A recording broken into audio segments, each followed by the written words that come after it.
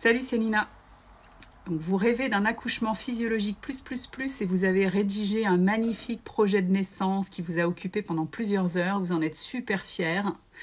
Et si vous voulez mon conseil, ne l'apportez pas. Ne donnez pas ce projet de naissance. En fait, si vous voulez un accouchement physiologique, le message principal, c'est que vous ne voulez pas qu'on vous dérange. Donc vous allez expliquer que vous voulez la salle nature, peut-être que ça il est bon de le préciser, que vous ne voulez pas qu'on vous parle, qu'il y ait de la lumière tamisée, que vous ayez votre musique, qu'on ne vous propose pas la péridurale, qu'on ne vous fasse pas de touchés vaginaux, qu'on vous permette de faire du pot à pot, qu'on fasse un clampage tardif du bébé. Vous ne voulez pas de poussée dirigée, vous ne voulez pas de délivrance dirigée, vous ne voulez pas de syntocinon, vous ne voulez rien. Et vous leur parlez d'accouchement respecté. Et c'est quoi l'effet? Soit vous tombez sur une sage-femme sur 10, c'est à peu près ça, qui comprend quelque chose à la physiologie et qui, du coup, il suffirait de lui dire que vous souhaitez accoucher par vous-même sans péri et de laisser votre corps faire son boulot, et elle comprendra ça très bien, ce ne sera pas la peine de lui faire un dessin. Soit vous tomberez sur les 90% restants à qui vous êtes en train de dire à travers ce message que ce qu'ils font d'habitude, c'est de la merde et que vous aspirez à mieux que ça.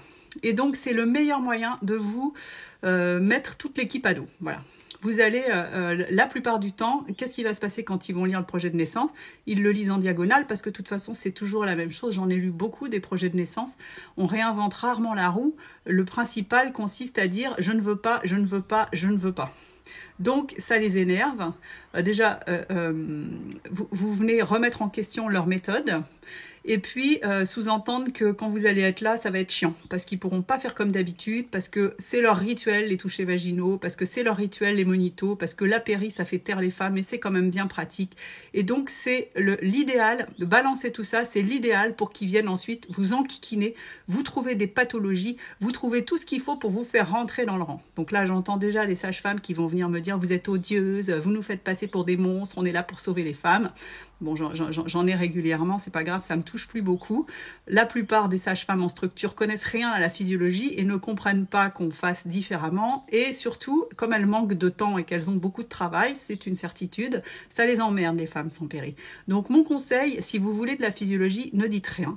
Au moment du rendez-vous anesthésiste, si on vous demande si vous voulez la péridurale, vous dites « oh bah j'aimerais peut-être bien la faire sans, mais bon on verra bien » et basta. Si vous voulez la salle nature, vous dites « j'aimerais bien essayer dans la salle nature », basta. Ne leur apprenez pas leur métier, vous allez vous les mettre à dos.